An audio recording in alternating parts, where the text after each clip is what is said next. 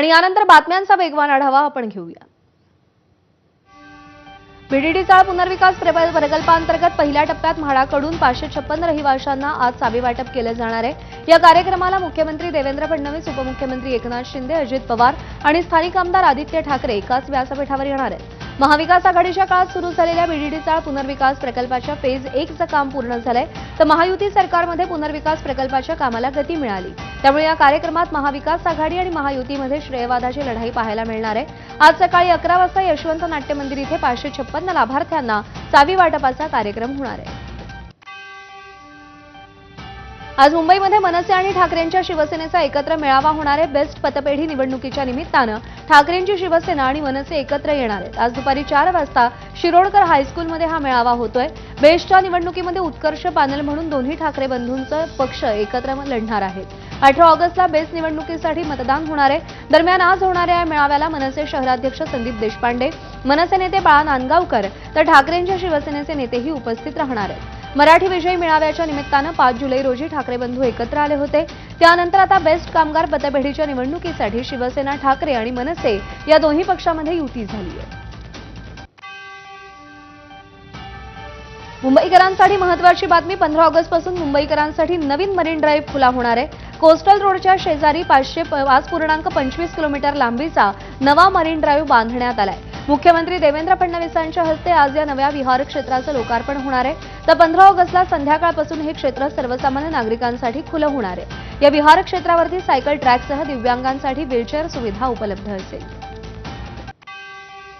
आज मुख्यमंत्र्यांच्या हस्ते कलानगर पूल आणि एससीएलआर एक्सटेन्शनचं उद्घाटन होणार आहे। मात्र या कार्यक्रमासाठी ठाकरेंच्या शिवसेनेचे स्थानिक आमदार वरुण सरदेसाईंना निमंत्रण नसल्यानं सरदेसाई नाराज आहेत। स्थानिक आमदारांचं नाव निमंत्रण पत्रिकेवर न टाकणं राजशिष्टाचाराविरोधात असल्याची सरदेसाईंनी एक्सपोस्ट केली आहे।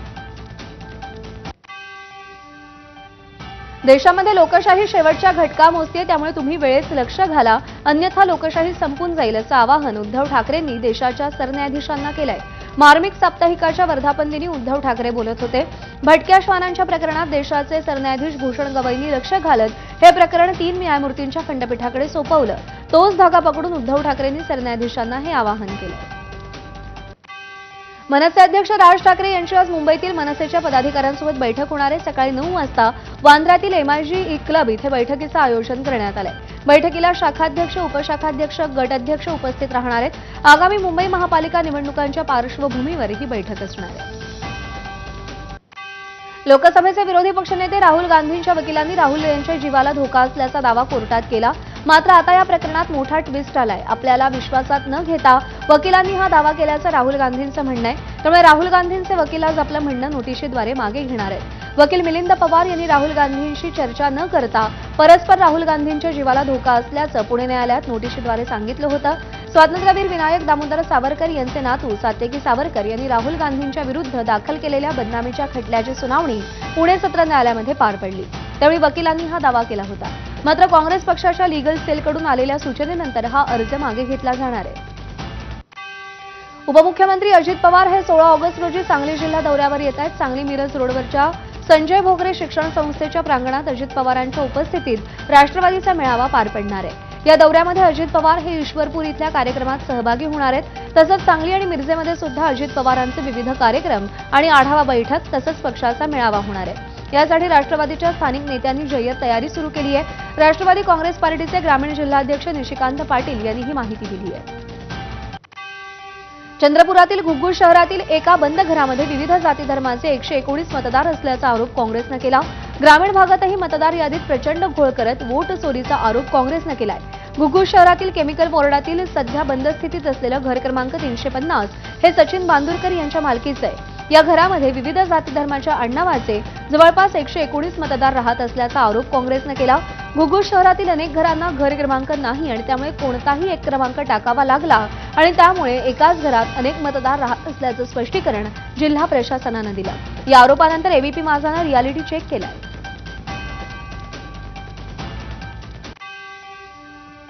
आपण ही लिस्ट जेव्हा तपासली याच्यामध्ये काही नावं आढळली आहेत. त्याच्यातलंच एक नाव सध्या मी तुम्हाला दाखवण्याचा प्रयत्न करतोय. हे नाव आहे सत्यवती डाकूर यांचं. या 19 मतदारांमध्येच या सत्यवती डाकूर आहे. मात्र यांचा जर आपण खऱ्या अर्थाने पत्ता शोधला तर त्या राहतात लुंबिनी नगर प्रभाग जो आहे तो, म्हणजेच 2 क्रमांकाचा जो प्रभाग आहे तिथे आहे हे डाकूर यांचं घर आहे. एकूण 6 मतदार या घरामध्ये आहे आणि या घरामधल्या ज्या सत्यवती डाकूर है। हम 16 साल से रहते हैं लुम्बिनी नगर में। आपको पता है क्या आपका जो नाम है वो केमिकल वार्ड प्रभाग में? नहीं पता। अजून एक मतदार आपण शोधलेला आहे ते म्हणजे बोधराज कांबळे. हे नाव आहे जे बोधराज कांबळे यांचं आहे आणि ते त्या 119 मध्ये आहे. आपल्यासोबत बोधराज कांबळे आहेत. भाऊ, तुम्ही कोणत्या एरियात राहतात आणि तुमचं नाव केमिकल वार्ड प्रभागात आहे, तुम्हाला माहित आहे का? नाही, बिलकुल माहित नाही मला याचं. बिलकुल काहीच जाणीव नाही. मी लुंबिनी नगर वार्ड नंबर 6 चा रहिवासी असून आता सध्या आणि माझं वोटिंग इथं आहे, होतच आहे. परंतु हे 350 जे दिलं आहे हे चुकीचं याच्यामध्ये त्याची यादी दाखवलेली आहे. हे बघा, हे नाव आहे ते रीना वालदे यांचं.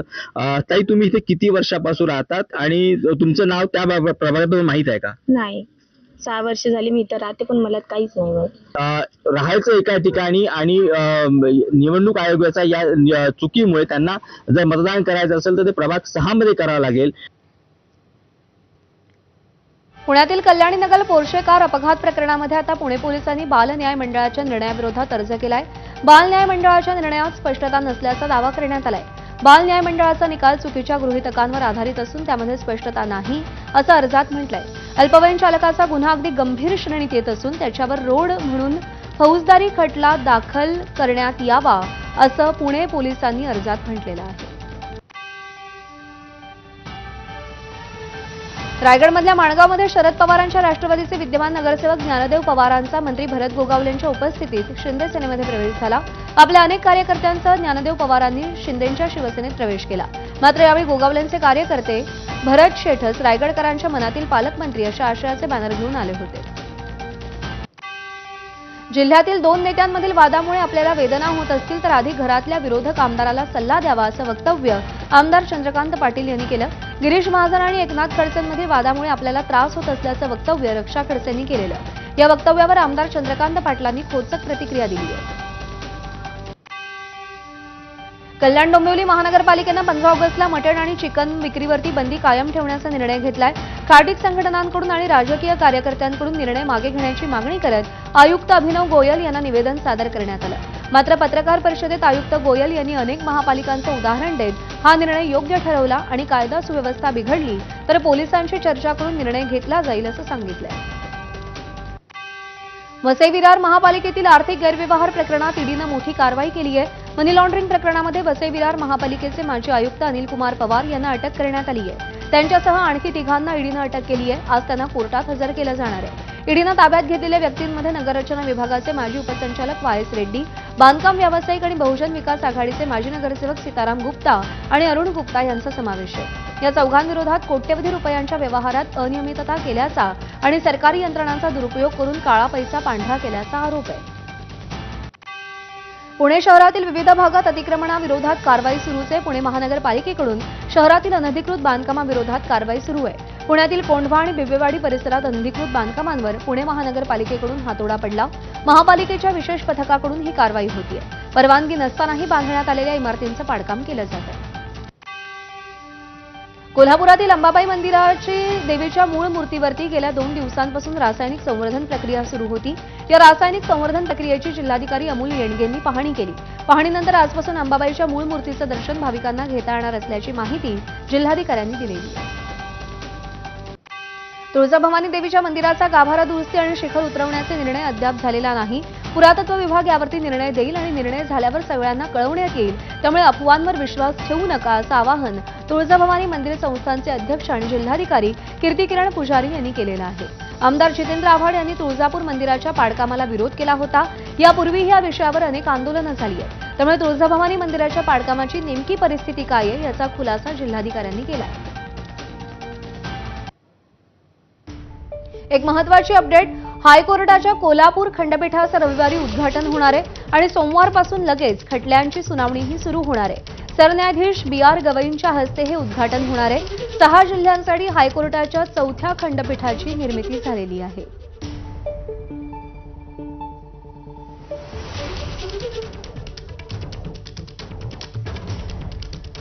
तर कोल्हापूरचं खंडपीठ कसं असेल? कोल्हापूर खंडपीठ हे आता त्याचं उद्घाटन केलं जाणार आहे आणि सोमवारपासून याचिकांवर सुनावणी देखील सुरू होणार आहे.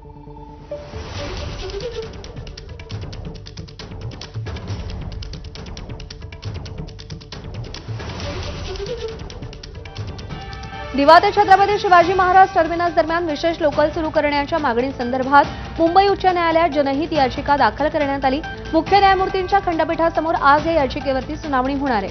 याचिकेमध्ये मुंबऱ्यातल्या दुर्घटनेकडेही लक्ष वेधण्यात आलंय. रेल्वे स्थानकांच्या आवारात रुग्णवाहिका तैनात नसल्यानं जखमींची फरफट होतीये. तसंच मुंबऱ्यातील जखमींना टेम्पोतून रुग्णालयात नेल्याचा याचिकेत दावा करण्यात आलाय. रेल्वे प्रशासनाला सुरक्षेच्या उपाययोजना करण्याबाबत निर्देश देण्याची याचिकेच्या माध्यमातून न्यायालयाला विनंती करण्यात आली आहे. राज्यातल्या शाळांमध्ये आज विभाजन विभीषिका स्मृती दिन पाळण्याचं आवाहन राज्य सरकारकडून तसे आदेश देण्यात आलेत. राज्यातील सर्व माध्यमिक आणि उच्च माध्यमिक शाळांमध्ये विभाजन विभीषिका दिन पाळला जाणार आहे. 1947च्या फाळणीदरम्यान बळी पडलेल्या लोकांच्या स्मरणार्थ विभाजन विभीषिका दिन पाळला जातो. पंतप्रधान मोदींनी 2021 पासून हा दिन पाळण्याची घोषणा केली होती. पालघरच्या केळवेमध्ये बिबट्याचा वावर आढळून आलाय. हार्दिक सावे यांच्या घराजवळच्या सीसीटीव्हीमध्ये हा बिबट्या रेकॉर्ड झालाय. परिसरामध्ये बिबट्या फिरत असल्यानं नागरिकांमध्ये भीतीचं वातावरण आहे. स्वातंत्र्य दिनासाठी पंढरपूरच्या विठ्ठल मंदिराला तिरंगी आकर्षक रोषणाई करण्यात आली आहे. विठ्ठल मंदिर, नामदेव पायरी, तुकाराम भवन तिरंगी रोषणाईनं उजळून निघालंय. विठ्ठल मंदिरातील विठ्ठल सभामंडप आणि रुक्मिणी सभामंडपातही आकर्षक विद्युत रोषणाई करण्यात आली आहे. मुंबईतील मालाड पूर्व परिसरात कुरार पोलिसांकडून स्वातंत्र्य दिनाच्या पार्श्वभूमीवर भव्य तिरंगा यात्रेचं आयोजन करण्यात आलेलं. रॅलीमध्ये पोलीस अधिकारी, कर्मचारी आणि शाळकरी विद्यार्थ्यांचा मोठ्या संख्येनं सहभाग होता. मुंबईमध्ये आरटीओ 1 जानेवारी ते 12 ऑगस्ट 2025 दरम्यान वाहनांच्या पीयूसी तपासणीमध्ये दोषी आढळलेल्या 3,558 वाहनांवर कारवाई करत 8,70,000 रुपयांचा दंड वसूल केलाय. पीयूसी प्रमाणपत्राचे दर नव्याने निश्चित करण्यासाठी देखील समिती स्थापन केल्याचं अधिकाऱ्यांनी सांगितलंय. ताडदेव, अंधेरी आणि बोरिवली या प्रादेशिक परिवहन कार्यालयांनी गेल्या 7 महिन्यात 23,938 वाहनांच्या पीयूसीची तपासणी केली आहे.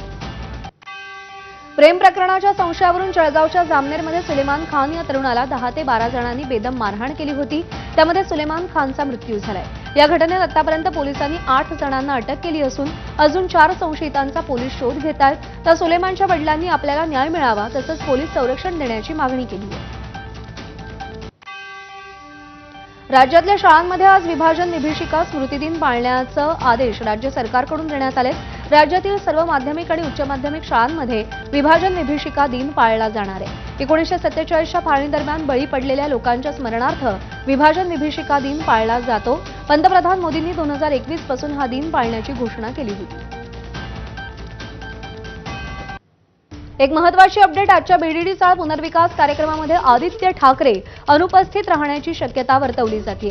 आदित्य ठाकरे यांचं कार्यक्रम पत्रिकेत जरी नाव असलं तरी ते कार्यक्रम ग्रुप रेषेमध्ये त्यांच्या भाषणाचा कुठेही उल्लेख नाही. बीडीडी चाळ पुनर्विकास कार्यक्रमात स्थानिक आमदार म्हणून आदित्य ठाकरे यांचं भाषण नसल्यामुळे नाराजी आहे का असा सवाल उपस्थित झालाय. कार्यक्रमात मुख्यमंत्री आणि दोन्ही उपमुख्यमंत्र्यांचीच भाषणं होणार आहेत. बीडीडी चाळ पुनर्विकास प्रकल्पाच्या पहिल्या टप्प्यातील 556 सदनिकांचा चावी वाटप कार्यक्रम आज सकाळी 11 वाजता माटुंगा इथल्या यशवंत नाट्य मंदिरामध्ये आयोजित करण्यात आलाय. या कार्यक्रमाला मुख्यमंत्री देवेंद्र फडणवीस, उपमुख्यमंत्री एकनाथ शिंदे निमंत्रित असताना आदित्य ठाकरे यांना स्थानिक आमदार म्हणून निमंत्रण देण्यात आलंय. मात्र आदित्य ठाकरे या कार्यक्रमाला उपस्थित राहण्याची शक्यता काहीशी कमी आहे. इतर ठाकरेंचे नेते कार्यक्रमाला उपस्थित राहतील अशी माहिती मिळतेय. वेदांत नेब आपले प्रतिनिधी आपल्यासोबत आहेत. वेदांत, या कार्यक्रमाकडे सगळ्यांचं लक्ष आहे, पण आदित्य ठाकरे उपस्थित राहण्याची शक्यता कमी आहे असं चित्र का दिसतंय? ज्या प्रकारे आपण माहिती घेतली, काल आपण सांगितलं की तिन्ही म्हणजे मुख्यमंत्री, दोन्ही उपमुख्यमंत्री आणि आदित्य ठाकरे जे स्थानिक आमदार आहेत वरळीचे, या सगळ्यांना या बीडीचा पुनर्विकास प्रकल्पाचा जो पहिला फेज आहे त्या 556 लाभार्थ्यांना चाबी वाटपाचा कार्यक्रम होणार आहे. त्यामध्ये मुख्यमंत्री आणि उपमुख्यमंत्र्यांच्या हस्ते हा कार्यक्रम होणार आहे आणि त्यामुळे आदित्य ठाकरे उपस्थित राहणार की नाही, तर जी माहिती मिळते सूत्रांकडनं त्यामध्ये आदित्य ठाकरे अनुपस्थित राहण्याची शक्यता आहे. याचं कारण आपण जाणून घेण्याचा प्रयत्न केला. जे प्राथमिक कारण कळते, जी कार्यक्रमाची रूपरेषा आहे त्या कार्यक्रमाच्या रूपरेषेमध्ये आदित्य ठाकरे यांचं नाव निमंत्रण पत्रिकेत जरी असलं तरी भाषणाचा जो सिक्वेन्स आहे त्यामध्ये स्थानिक आमदार म्हणून त्यांचं भाषण दिसत नाही आणि त्यामुळे कदाचित आदित्य ठाकरे नाराज आहेत का अशी चर्चा आहे आणि त्यामुळेच आदित्य ठाकरे आजच्या कार्यक्रमाला अनुपस्थित राहण्याची शक्यता आहे. शिवाय ठाकरेंच्या शिवसेनेचे जे स्थानिक आमदार, इतर जे स्थानिक आमदार आहेत, खासदार आहेत, ते मात्र उपस्थित राहतील असं कळतंय. वेदांत, धन्यवाद दिलेल्या माहितीसाठी. तर भाषण कोण कोण करणार आहे आपण पाहतोय. तर कोणाकोणाची भाषणं होणार आहेत, कार्यक्रमाची रूपरेषा समोर आलेली आहे. राज्यमंत्री, गृहनिर्माण राज्यमंत्री, उपमुख्यमंत्री, वित्तमंत्री अर्थात अजित पवार, त्यासोबतच उपमुख्यमंत्री आणि गृहनिर्माण मंत्री अर्थातच एकनाथ शिंदे आणि मुख्यमंत्री देवेंद्र फडणवीस या चौघांची भाषणं होतील असं समोर आलेलं आहे.